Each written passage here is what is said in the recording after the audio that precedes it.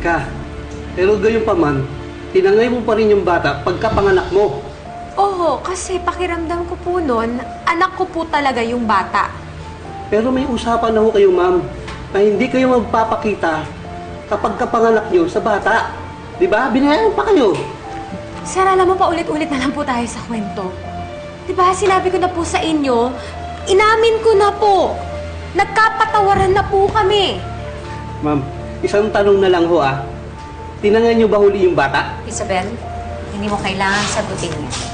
Sir, parang sa tono ng pagtatanong nyo, pinalalabas nyo na may kinalaman ng kliyente ko sa nangyari? Attorney, kumukuha lang po kami ng impormasyon para makatulong sa paghahanap sa bata. Sir, kung meron kayong kailangan sa kanya, ako ang kausapin nyo dahil ako ang abogado.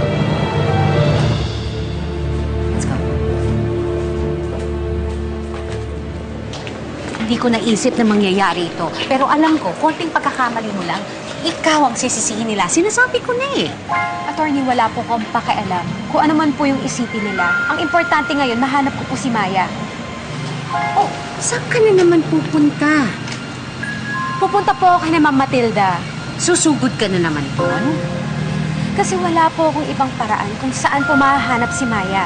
Sigurado lang po ako na alam po to nila Ma'am Matilda kung nasaan ang anak ko. Anak mo, Maya, sandali lang, Isabel. Hindi ba tinanggap mo na hindi ikaw ang tunay na ina ng bata at Catherine ang totoong pangalan niya?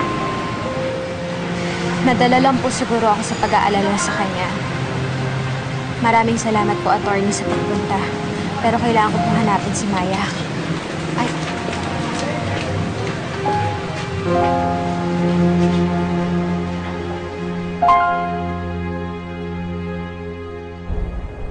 Ano pa sinabi nun, Joy? Mama, hindi ko na po matandaan kasi masyadong mabilis yung pangyayari. Scarlett, hindi pwede ganun. Isipin mo pang mabuti. Baka mamaya meron siya ibang sinabi sa'yo. Sinabi lang niya tatawag siya ulit. Siguro para hingin niya yung perang kapalit. Ako may kasalanan ng lahat. Ako ang tumanggap sa kanya.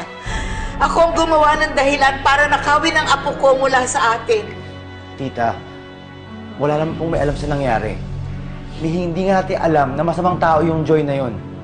Huwag niyo muna sisihin yung sarili niyo. Mama, tama. Wala tayong ibang dapat sisihin kundi si Isabel.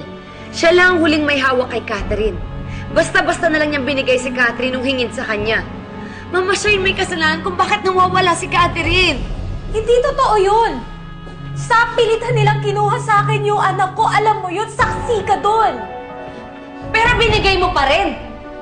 Alam mo, kung ako lang may hawak sana kay Catherine, hindi siya mawawala. Hanggang sa mamatay ako, hindi ko ibibigay. Ikaw, wala ka kasing kwenta. Ikaw yung may kasalanan mo. Bakit nawawala yung anak ko? Wala niyaman! Bakit mo kung bakit nawala yung anak ko? Bayaan mo! Bayaan mo ako, Jonas.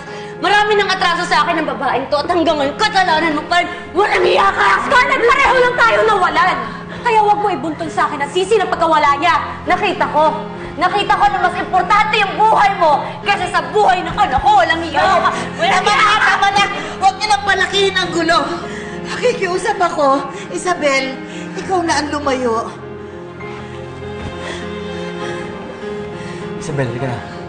Lumabas muna tayo.